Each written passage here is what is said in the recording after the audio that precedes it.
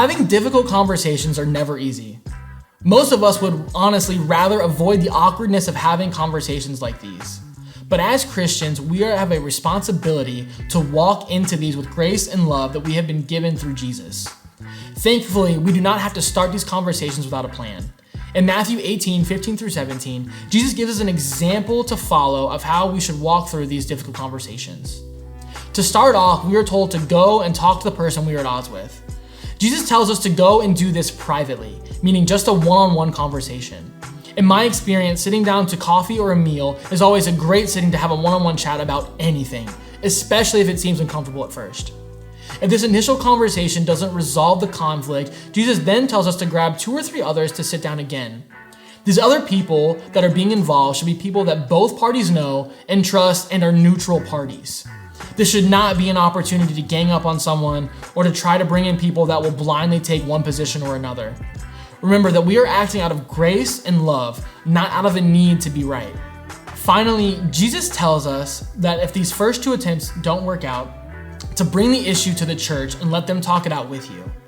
The way the church should handle this is that all parties concerned will sit down with a minister or elder. They will help mediate a healthy conversation, much like bringing in other parties to discuss.